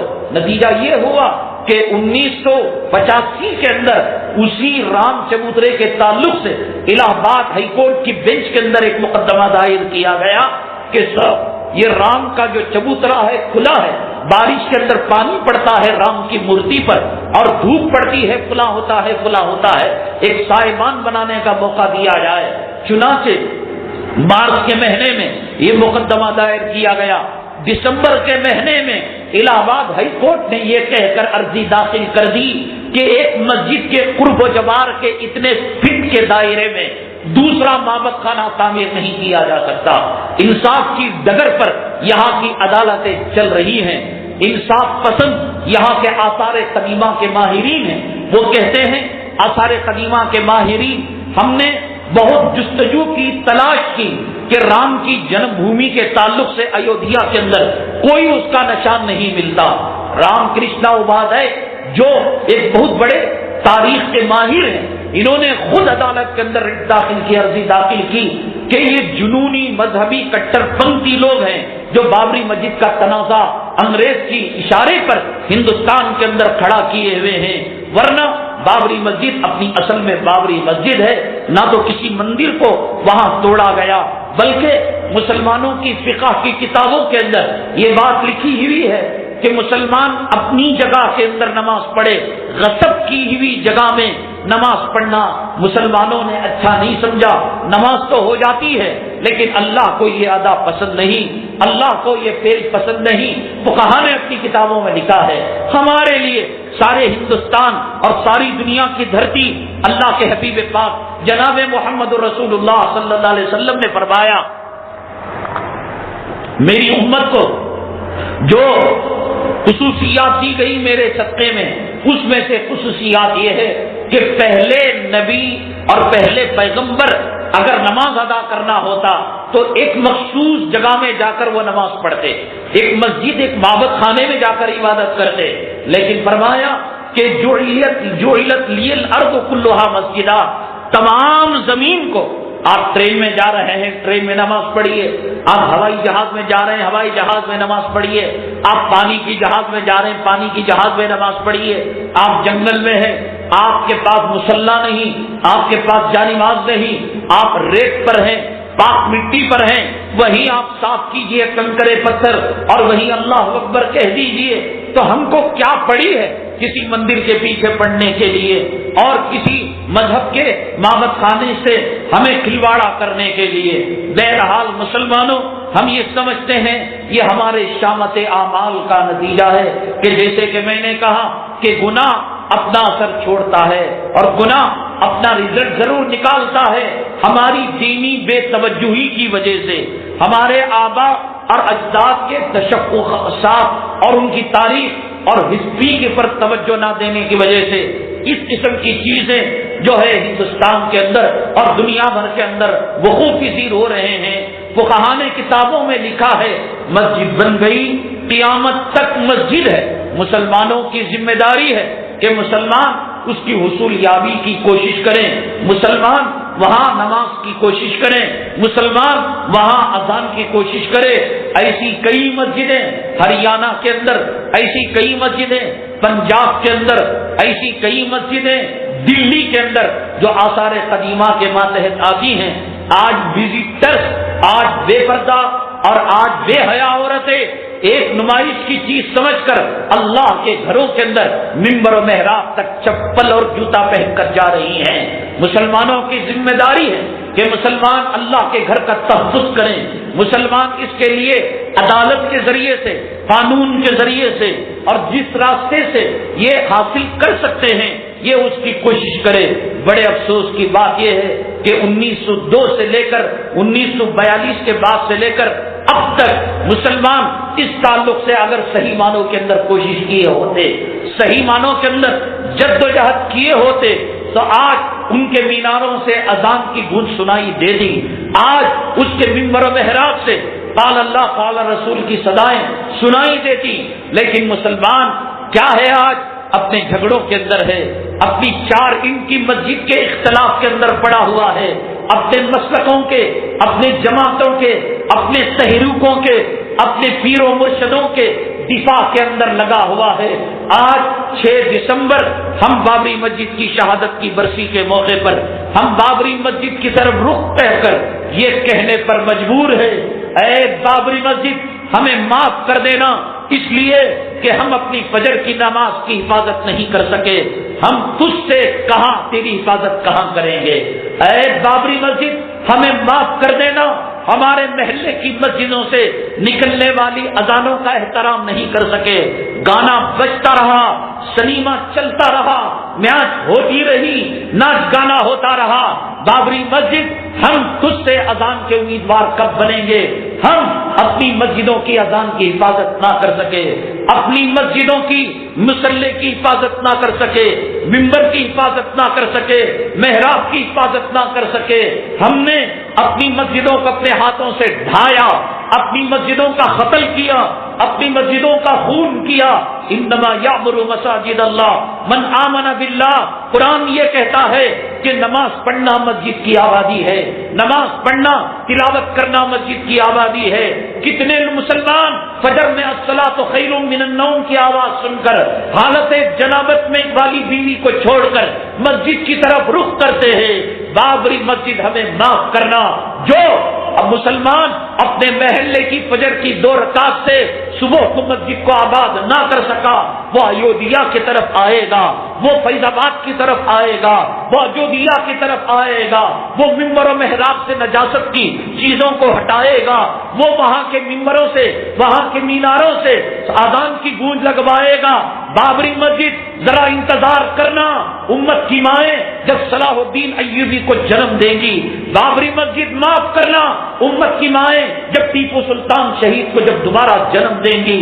بابری مسجد ہجڑے بن چکے ہیں نوجوان. بابری مسجد امت کے نوجوان دولت کے پجاری ہو چکے ہیں، مال کے پجاری ہو چکے ہیں. بفے سسٹم میں کتے سوروں کی طرح انہیں کھانوں سے فرصت نہیں، عورتوں کے غلام بن چکے ہیں. ان کے حیث و نفاس کے کپڑے دھونے سے جب فرصت ہوگی.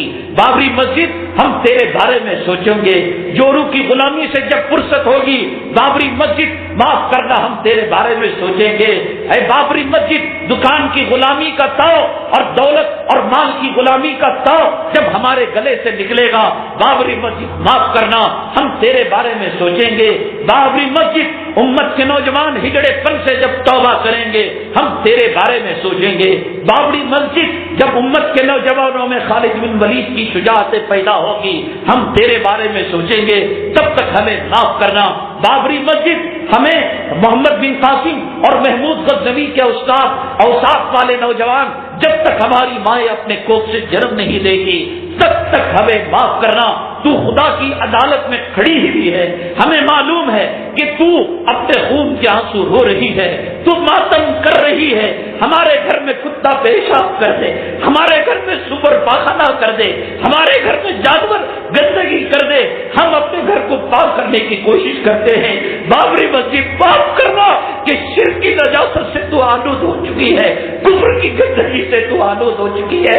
تو خدا سے دعا کرنا ہمارے ہاتھوں میں وہ طاقت دے، ہمارے ہاتھوں میں وہ قوت دے جو خالد بن ولید کی طاقت، جو عمر بن الخطاب کی طاقت، جو حضرت ٹیپو سلطان کی طاقت، حضرت محمود غزنوی کی طاقت، حضرت محمد بن قاسم کی شجاعت کے جذبے ہمارے نوجوانوں کے اندر آ جائے. ہمیں کب فرصت ہے دنیا سے، ہمیں کب فرصت ہے زمین کی دلالی سے، ہمیں کب فرصت ہے جورو کے غلاموں سے، ہمیں کب فرصت ہے.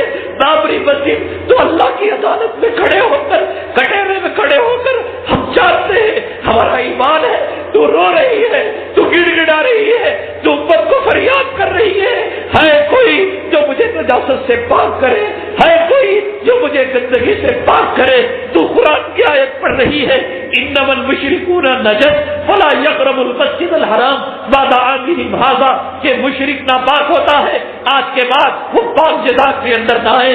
بابری مسجد ہمیں پتا ہے کہ تو فریاد کر رہی ہے، انتہینا بیتیا للطائفین والعاکفین والرکع السجود، کہ ابراہیم اور اسماعیل علیہ السلام نے کعبے کو جب تعمیر کیا یہ دعا کی تھی، اور اللہ تعالیٰ نے ان سے کہا تھا کہ ان کو تم پاک رکھنا، صاف رکھنا.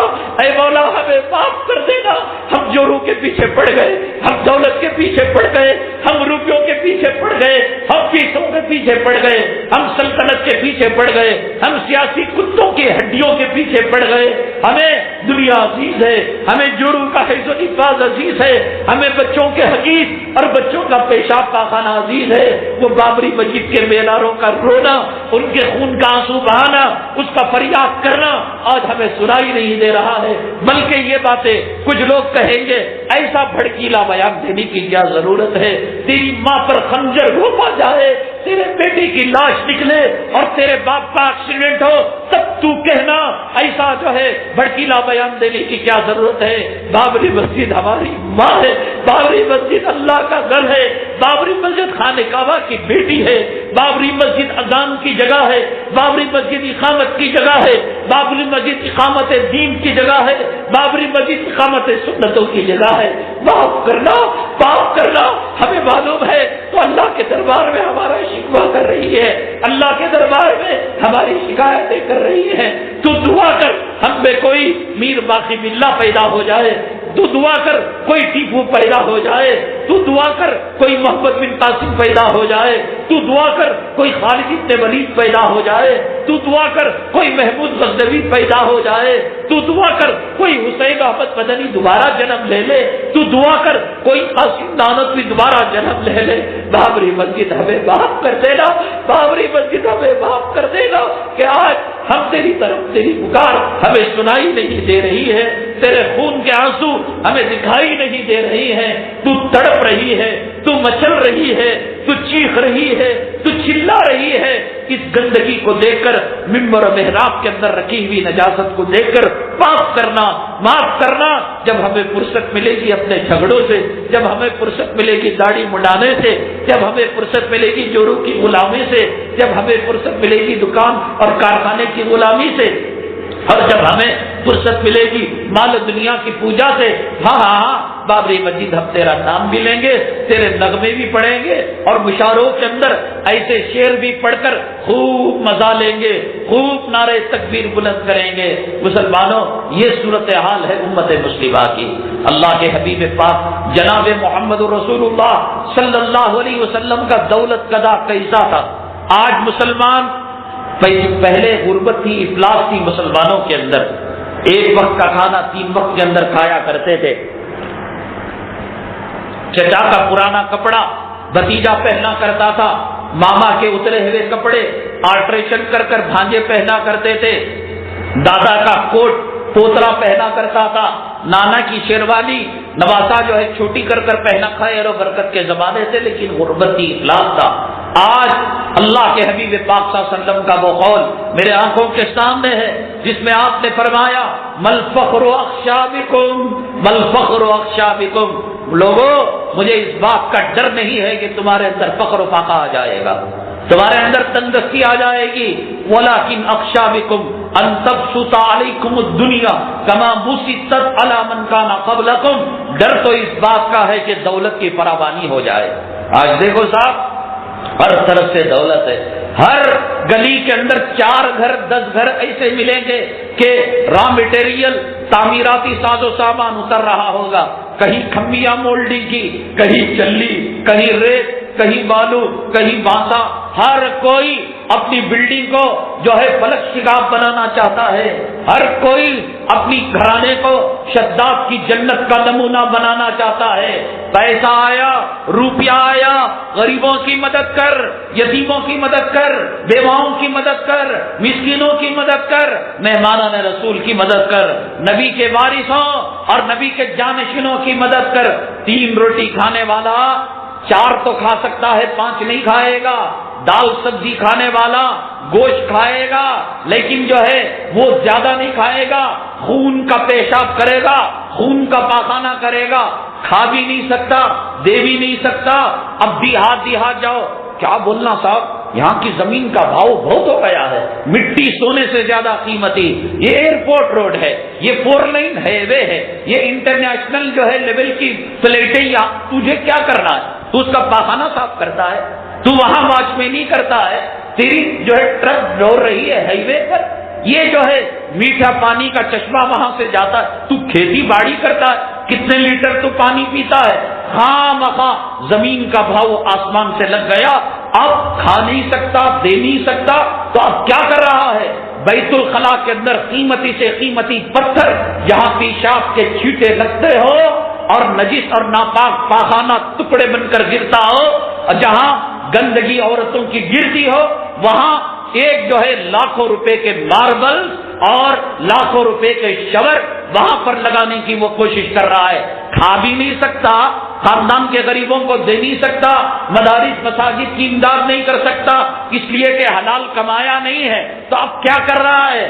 شہر میں زمین لیا، جی نہیں بھرا، بی ڈی اے کی زمین لیا، جی نہیں بھرا، کارپوریشن کی زمین لیا، جی نہیں بھرا، کہا کہ کھیت کھلیان کے بیچ زمین لینے میں مزہ آتا ہے، جنگلوں میں، فارسٹ میں کتوں، سوروں، درندوں کے درمیان ایک اپنا آشیانہ بنانے میں مزہ آتا ہے، ہندوستان سے جی بھر گیا، سوئس کے کھاتوں کے اندر پیسہ جمع کرنے میں مزہ آتا ہے، اور برطانیہ اور امریکہ کی گوری اور چمکی، یہ جو ہے سفید چونے کی رنگ والی رنڈیوں کے درمیان اور بازاری عورتوں کے درمیان اپنا دکان کھولنے میں اور مکان کھولنے میں مزہ آتا ہے، کھا نہیں سکتا، دے نہیں سکتا، تو اب ایک کام کر، 1 ایکڑ 2 ایکڑ، 1 بلڈنگ 2 بلڈنگ، 1 فلور 2 فلور، یہی تیرے باپ نے بھی کیا تھا، تیرے دادا نے بھی کیا تھا۔ قرآن شریف کے 30ویں پارے میں سورہ فجر میں تیرے دادے کا ذکر ہے، جو زمین کے پجاری ہیں، جو مکان کے پجاری ہیں، جو دولت کے پجاری ہیں، جو یہاں وہاں مکانوں کو خریدنا باعث سے فخر سمجھتے ہیں۔ ارم ذات العماد التی لم یخلق مثلھا فی البلاد، کہا کہ یہ بڑے ستونوں والے اور بڑی طاقت والے 12 گز کے آدمی تھے، بڑے بڑے پتھر کو ایسے توڑ دیتے تھے جیسے موم کو توڑا کرتے تھے۔ اللہ تعالیٰ نے ان کو ہدایت کے لیے حضرت ہود علیہ السلام کو پیغمبر بنا کر بھیجا، تو چنانچہ انہوں نے پیغمبر کی بات نہیں مانی، اللہ تعالیٰ نے اس قوم پر عذاب کیا اور وہ قوم تباہ ہو گئی، برباد ہو گئی۔ اس میں جو بادشاہ بچے، ان میں 2 بادشاہ تھے، جس کا ایک کا نام شدید تھا اور دوسرے کا نام شداد تھا۔ شدید بڑا بھائی تھا، جب اس کی حکومت ختم ہو گئی تو شداد براجمان ہوا۔ عدن پہاڑی نام کے قریب وہاں احقاف کا مقام ہے، وہاں آج بھی اس کی جو ہے جنت کے، جھوٹی جنت کے نمونے ملتے ہیں۔ جب ہود علیہ السلام کے پیغمبر کے نمائندوں نے شداد کے پاس گئے اور کہا یہ کیا تو حکومت کے ساز و سامان کے اندر پڑا ہے، یہ کیا تم مال کے پیچھے، دولت کے پیچھے، جب دیکھو بغل میں ایک فائل مار کر جا رہا ہے، کیا صاحب بی ڈی آفس کو جا رہا ہوں، کہاں جا رہا ہے؟ کاؤنسلر کے پاس جا رہا ہوں، کہاں جا رہا ہے؟ یہ ملنے کے پاس، ذرا پراپرٹی کا مسئلہ ہے، صبح کو کورٹ، شام کو کورٹ، بیوی کا حق ادا کرتا نہیں کرتا، پیٹ کو کھانا کھاتا نہیں کھاتا، پاخانہ صحیح کرتا نہیں کرتا۔ اللہ نے فرمایا میرے بندے اگر تو میرے لیے فق کو فارغ نہیں کرتا ہے، میں دنیا کا کتا اور سور بنا کر تیرے پیچھے لگا دوں گا۔ فون کرنے فرصت نہیں، جب دیکھو انگیج، پراپرٹی ڈیلر سے بات ہو رہی ہے، فلاں آدمی سے بات ہو رہی ہے، ذرا سا وہ روڈ کو زمین آ رہی، یہی کتنے حصے میں سوتا ہے، کتنی روٹی کھاتا ہے، کتنے لیٹر پانی پیتا ہے۔ ارم ذات العماد التی لم یخلق مثلھا فی البلاد وثمود الذین جابوا الصخر بالواد وفرعون ذی الاوتاد الذین طغوا فی البلاد، پھر فاکثروا فیہا الفساد فصب علیہم ربک سوط عذاب۔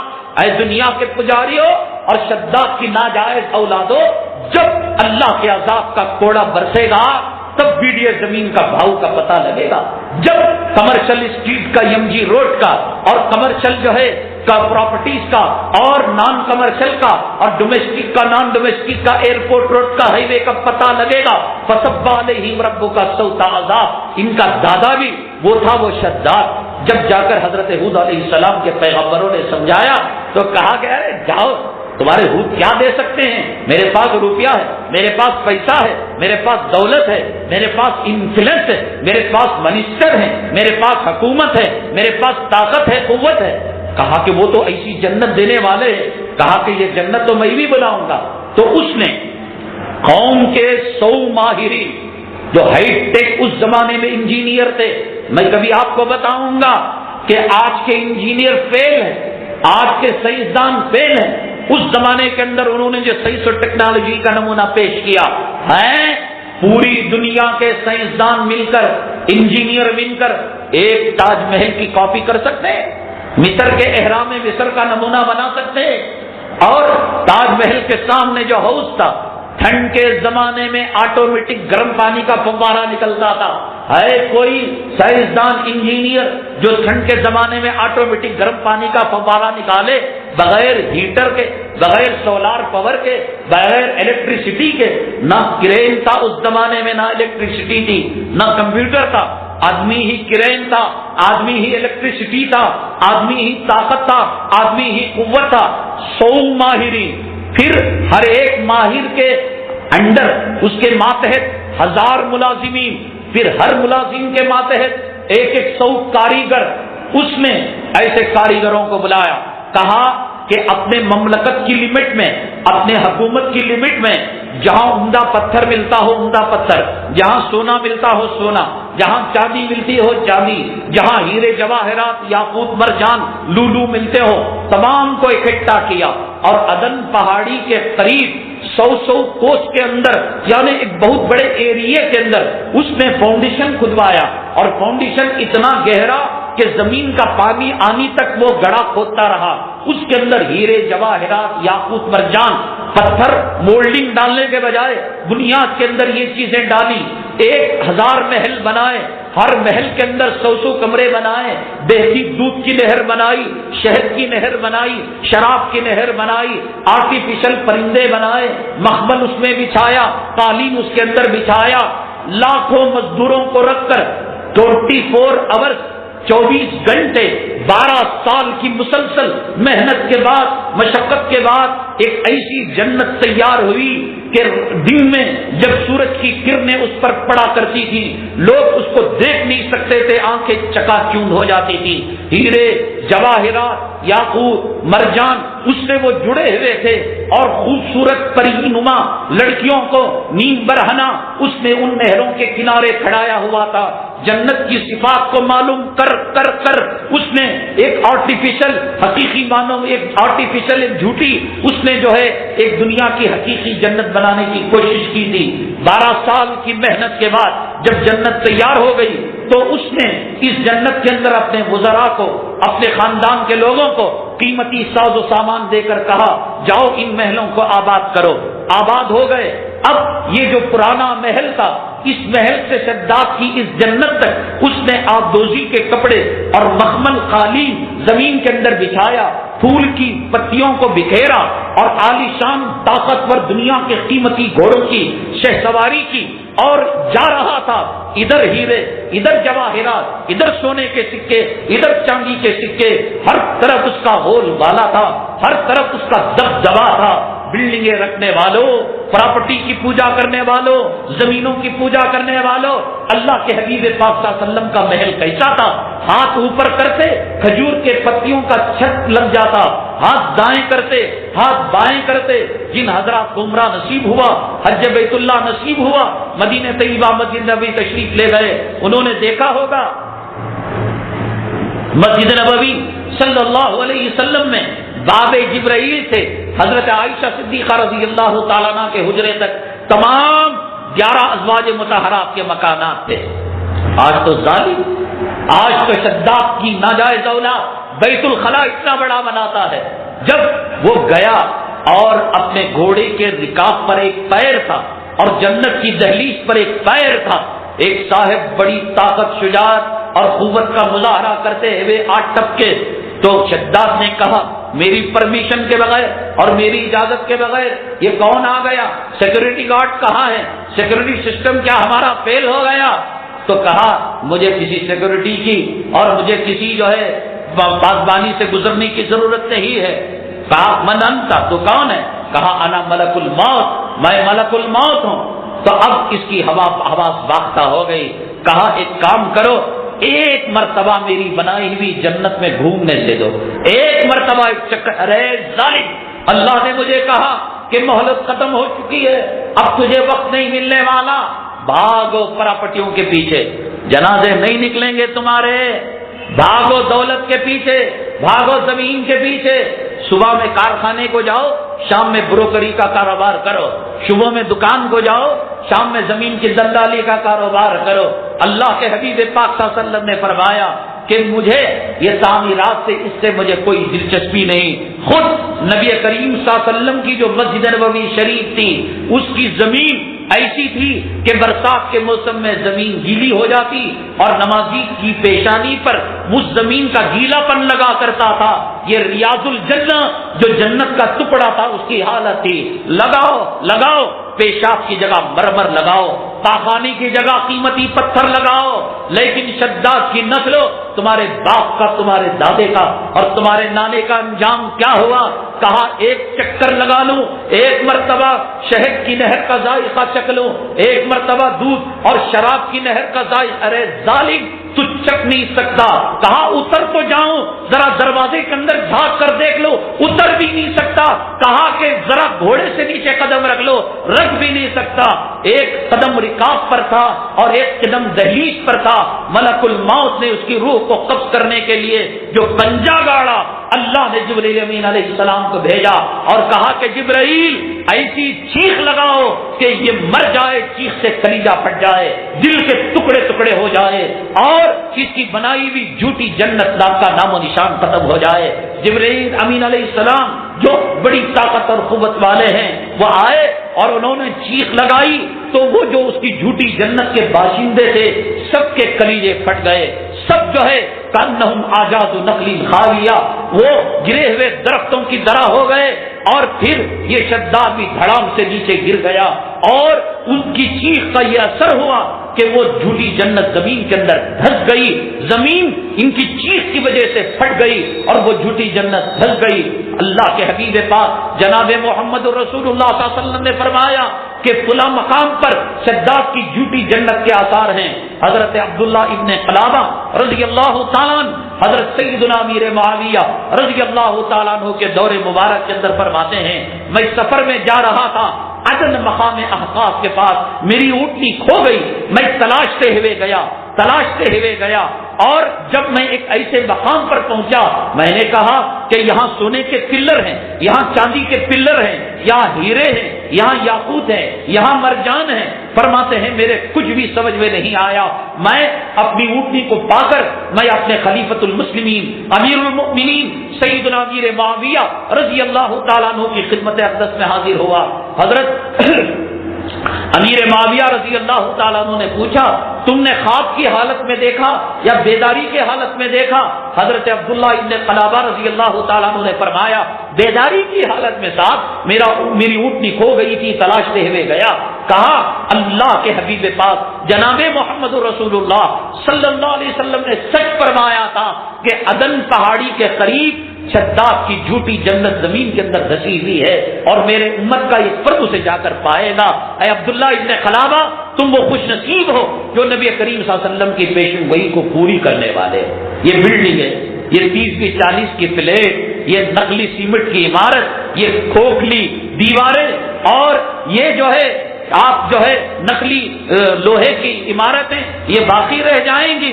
جب شداد کی جھوٹی جنت باقی نہیں رہی تو شداد کے نقش قدم پر چلنے والوں اللہ نے دیا ہے، اللہ کے راستے میں خرچ کرو، یتیموں کی مدد کرو، بیواؤں کی مدد کرو، مسکینوں کی مدد کرو، علماء کی مدد کرو، مدارس کی مدد کرو، خانقاہوں کی مدد کرو، مجاہدان نظام کی مدد کرو، دین کی سربلندی کے لیے حضرت عثمان غنی رضی اللہ تعالیٰ عنہ کے نقش قدم پر چلو۔ یہ غزوہ تبوک کے موقع پر جب آپ نے 100 سواریاں دی اللہ کے نبی صلی اللہ علیہ وسلم نے فرمایا یا عثمان زد، اے عثمان اور زیادہ کرو، 200 دی۔ روایت میں آتا ہے کہ 900 تک آپ نے دی، پھر کئی سو آپ نے گھوڑے دیے۔ اللہ کے حبیب پاک جناب محمد رسول اللہ صلی اللہ علیہ وسلم نے فرمایا عثمان نے آج ایسے کام کیا ہے کہ اب مرتے دم تک کوئی چھوٹا بڑا گناہ اس کو نقصان نہیں پہنچا سکتا۔ اللہ نے مال دیا، دولت دی، حضرت عثمان غنی پر جو دعا اللہ کے نبی صلی اللہ علیہ وسلم نے لگائی وہ دعا کے مستحق بنو، وہ دعا پر یہ عملدار ہونے کی کوشش کرو، یہ عمارتیں دھری کی دھری رہ جائیں گی۔ کتنا اس کے پیچھے لگاؤ گے پیشاب تو نکلے گا ہی، کتنا میں صاحب کہنے لگے یہاں اسکوائر فیٹ کتنا ہے؟ میں نے کہا یہاں کوئی پیشاب کرتا ہے تو گلاب بن جاتا ہے، یہاں پاخانہ کرتا ہے تو سندل بن جاتا ہے۔ بھئی کیا ہے یہ روڈ جا کر ایئرپورٹ، تو تیری ہوائی جہاز ہے، تیری ایئر کرافٹ ہے اور تیری ہیلی کاپٹر ہے، تو ہیلی کاپٹر سے آتا ہے، تجھے کیا لینا دینا؟ وہ تو اگر ہوائی جہاز والے پیشاب پاخانہ کرے اس کا ڈبہ نہ ہو، اس کا پیشاب تو تیرے سر پر گرے گا، اس کا پاخانہ وہ تو ڈبے بند ہوتے ہیں تو بچ رہا ہے۔ ارے تیری نیشنل ہائی وے کے قریب ہے، فلاں کے قریب ہے، وہ گھر جو اللہ کے گھر کے قریب ہو، وہ گھر جس کے اندر اولیاء بستے ہوں، صلحاء بستے ہوں۔ آج مسلمانوں کے اندر مصیبت ہے.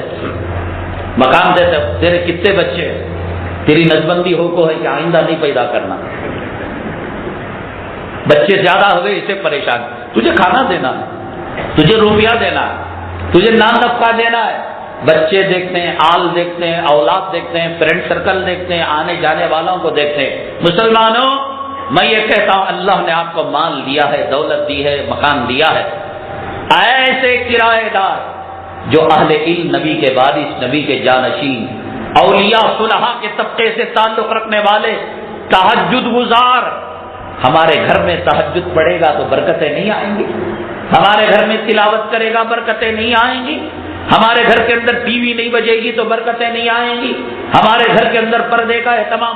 ایسی فیملی جس کی عورتیں پردہ دار ہوں, ایسی فیملی جس کی نسل کے اندر علماء حفاظ ہوں, ایسی فیملی جو تہجد 3:30 4 بجے اٹھ کر الا اللہ کی ضربیں لگاتے ہو اور تہجد کی نماز پڑھتے ہو.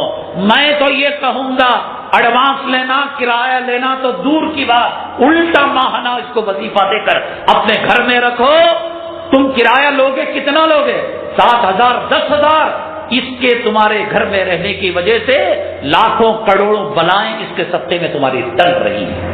آئندہ یہ شرط لگاؤ نمازی میرے گھر میں آئے گا, آئندہ یہ شرط لگاؤ داڑھی والا میرا کرایہ دار بنے گا, پردہ دار عورت بنے گی, ٹی وی نہیں چلے گا, گانا نہیں چلے گا, تہجد کا اہتمام ہوگا. ایسی شرطیں لگاؤ. یہ کیا تھا, نڑن کتنے ہیں, باورچ کتنے ہیں, اس کی نسبندی ہوئی نہیں ہوئی, اس کی تھیلی کٹی نہیں کٹی, اس کی پیالی پلانی ہوئی نہیں ہوئی, یہ مزید انڈے دینے والی ہے نہیں دینے والی ہے. یہ سب کافرانہ سوچ ہے. نماز کی سوچ رکھیے گا, تلاوت کی سوچ رکھیے گا. اور انسان جب دین پر چلتا ہے, علماء صلحاء کے قریب ہوتا ہے, وَمَن يَتَّقِ اللَّهَ يَجْعَل لَّهُ مَخْرَجًا, اللہ راستے کھول دیتے ہیں. سیدنا امام اعظم ابو حنیفہ رحمۃ اللہ علیہ کے پاس ایسے ہی ایک کیس آیا تھا. ہمارے علماء نے کہا کہ فقہ کے مسائل کو اجاگر کرنے کے لیے, امت کے سامنے لانے کے لیے بعض مرتبہ سوالات فرضی بنائے جاتے تھے. بعض نے کہا واقعتاً ایسے واقعات ہوتے تھے. آپ سوچ رہے ہوں گے ہر کوئی جورو کو طلاق دینے بیٹھا تھا کیا اس زمانے میں؟ تو اس زمانے میں اس کا جواب دیا کہ مسائل کھل کر آئے, کوئی کہہ نہیں رہا ہے. ہماری اکابرین کی مجلس, حضرت مولانا قاری محمد طیب صاحب رحمۃ اللہ علیہ کی مجلس میں بیٹھا ہوں میں, حضرت مولانا علی میاں رحمۃ اللہ علیہ کی مجلس میں بیٹھا ہوں, مسیح الامت حضرت مولانا مسیح اللہ خان صاحب رحمۃ اللہ علیہ کی مجلس میں بیٹھا ہوں.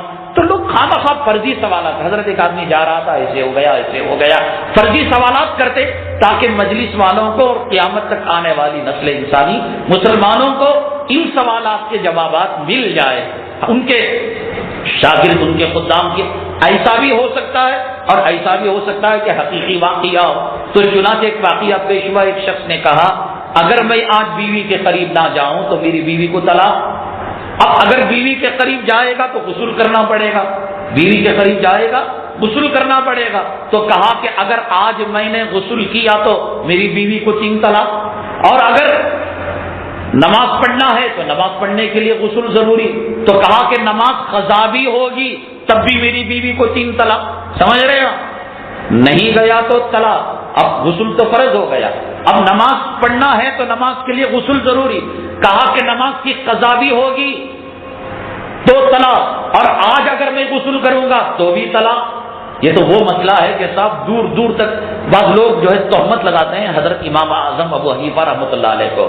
مسائل شریعت اپنی جگہ پر رہتے ہوئے, قرآن کی آیتیں اور رسول اللہ صلی اللہ علیہ وسلم کی روایتیں اپنی جگہ پر رہتے ہوئے اگر کوئی اس سے مسئلہ نکال رہا ہے اس کو اجتہاد کہتے ہیں.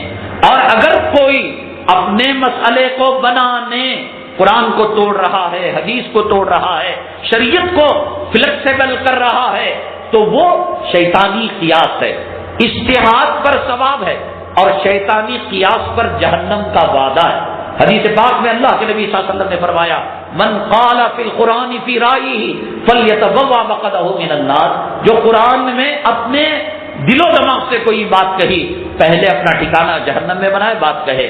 سیدنا امام اعظم ابو حنیفہ رحمۃ اللہ علیہ نے فرمایا یہ آدمی ایک کام کرے گا, عصر کی نماز پڑھے گا, عصر کی نماز پڑھنے کے بعد بیوی کی قربت حاصل کرے گا. تو بیوی کی قربت حاصل جب کرے گا تو غسل فرض ہو گیا. اس نے کہا آج اگر میں غسل کیا تو میری بیوی پر 3 طلاق.